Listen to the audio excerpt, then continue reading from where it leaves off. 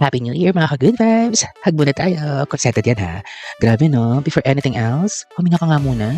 Kasi kung napagod ka sa 2025, congratulations! Normal ka pa. Kasi let's be real ha, hindi talaga beer yung 2025. Sinubok tayo sa lahat ng level. Mentally, yung tipong nag-iisip ka pa lang, good ka na. Emotionally, yung bigla ka na lang malulungkot habang naliligo tapos sasabihin mo, ay dahil lang pala to sa k-drop na napanood ko kanina. Pero hindi talaga yun ha.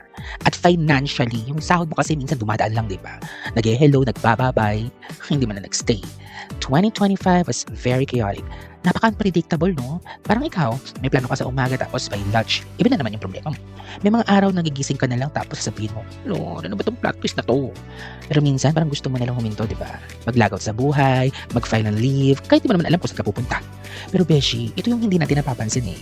Andito ka pa rin. Hindi perfect, hindi laging strong, hindi always positive vibes only. Pero buhay ka pa, lumaban ka, at nagpakita ka kahit pagod na pagod ka na. And that alone, malaking bagay niya.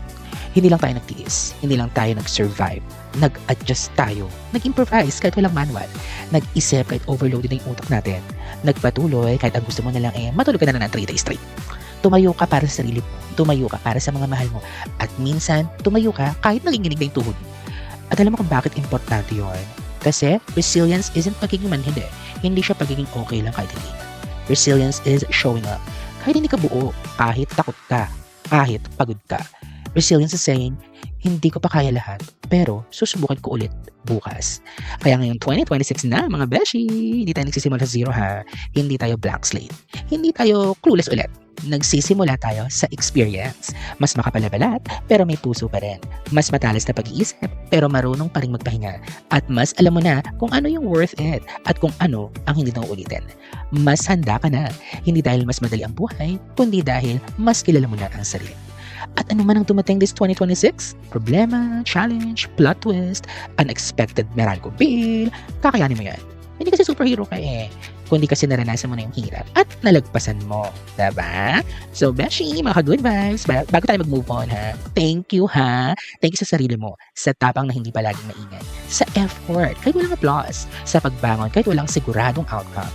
And here's to a healthier mind, calmer heart, mas soft sa sarili, pero mas strong sa boundaries. Hindi pa tapos ang kwento natin. Hindi pa ito yung climax. Character development pa lang to, te. So slow lang. One day at a time. One win at a time. And if today, ang best mo ay bumangon, that's enough. So Happy New Year, mga good vibes, mga beshi. Still here, still trying, still fighting. Let's go! Bye! Follow me for more.